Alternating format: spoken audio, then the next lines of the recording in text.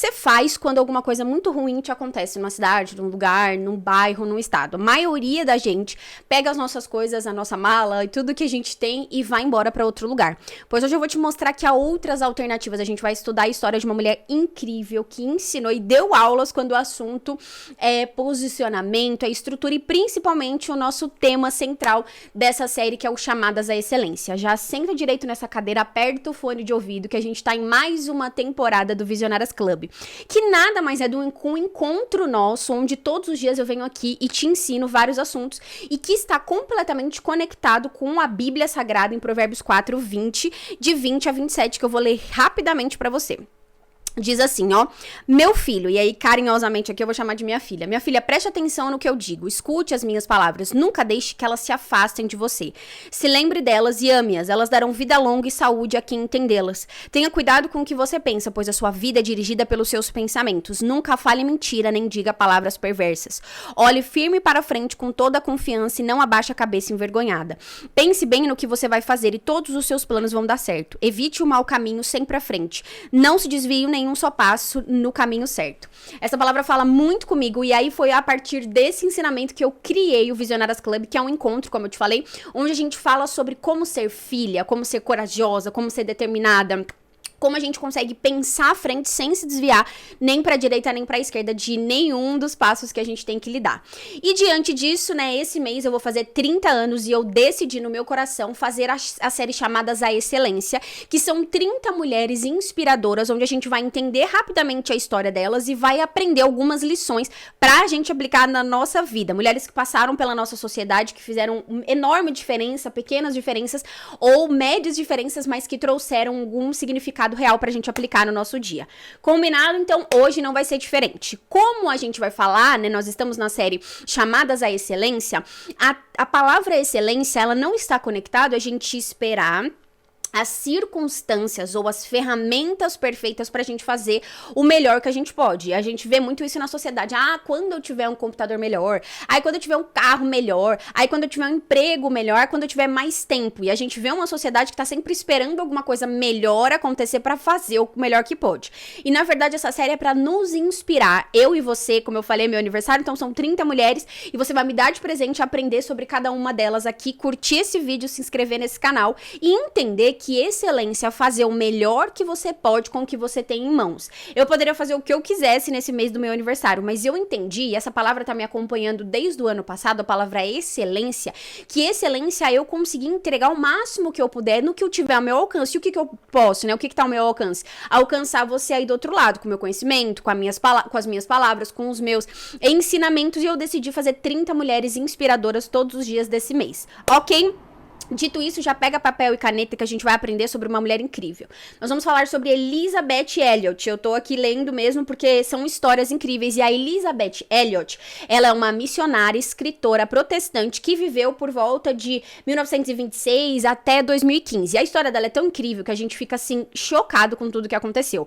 Eu comecei esse vídeo perguntando pra você o que você faz quando alguma coisa ruim te acontece. A maioria da gente pega as coisas, vai embora e nunca mais olha pra trás.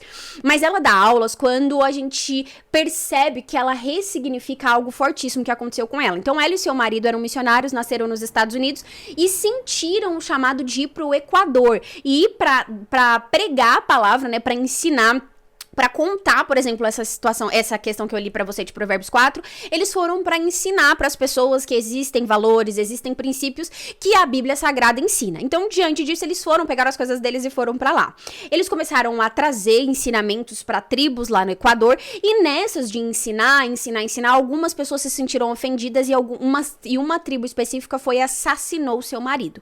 Cara, isso foi tão forte pra mim, porque eles se absteram do conforto dos seus países, né, principalmente ela, sendo mulher, pra ir pregar pras mulheres numa tribo e tentar aprender a língua, se esforçar pra estar ali naquele ambiente. E o marido dela fazendo coisas boas, né, eles estavam no processo de fazer coisas boas naquela cidade, foi assassinado. Diante disso, como eu falei pra você, ela poderia ter pegado as coisas dela e ido embora. Não, ela resolveu continuar na cidade e pregar a palavra pra muitas pessoas. Tem uma estimativa que muitas pessoas foram salvas, né, viveram de verdade a verdade do evangelho, que é ser salvo, conhecer a palavra de Cristo por causa dessa atitude dela, por causa da compaixão que ela teve pelo povo que assassinou o seu marido. Dito isso, eu separei 3 lições, e eu vou deixar o nome dela aqui embaixo. Então, se você quiser se aprofundar mais na história, todas as mulheres, elas têm histórias incríveis. Mas essa série, ela tem o propósito de ser curta. Sabe aquela série que a gente abre de manhã, aprende e fala, putz, no meu dia eu vou fazer isso, aquilo, baseado na vida de Elizabeth Elliot? É isso que eu quero pra você nessa série, que é o que eu estou fazendo.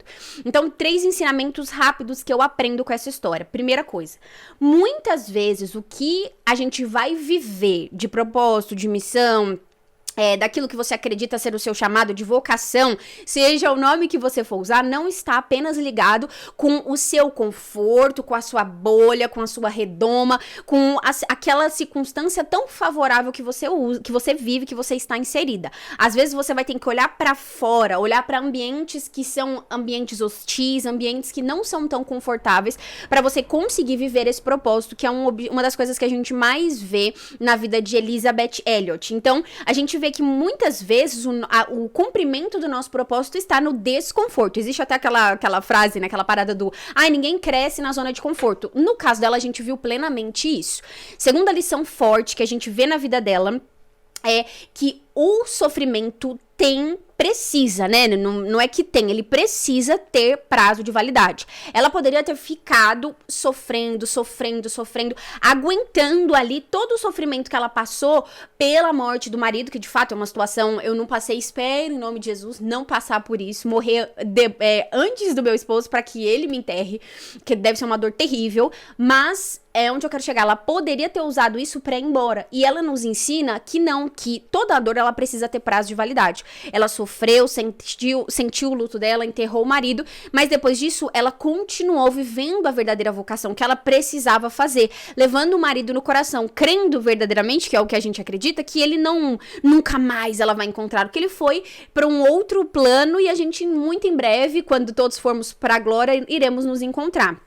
Então, quantas vezes a gente não sofre algum luto, alguma perda, e às vezes por coisas pequenas, tipo, eu sofri uma injustiça no trabalho, fui mandada embora, e aí não consegue fluir em nenhum trabalho. Todo trabalho parece que vão te magoar. Outra coisa fortíssima que todo mundo enfrenta é decepção no ministério religioso que frequenta. Participei de uma igreja tanto tempo atrás, nossa, que pastor folgado, que pastor tóxico, né, que pastor opressor. E sim, eu já passei por isso, eu já vi muitas pessoas que são esses líderes assim, mas essa situação que você passou não é uma sentença pro resto da sua vida. Você precisa entender o que você aprendeu de bom com aquele crápula que realmente deve ter sido na sua vida e ressignificar isso, deixar com que aquela dor fique no passado, vai para um próximo ministério. Nem todo mundo é assim, não existem 8 bilhões de pessoas no mundo. Será que a outra igreja que você vai ser tão igual aquele pastor? Não, eu digo por mim.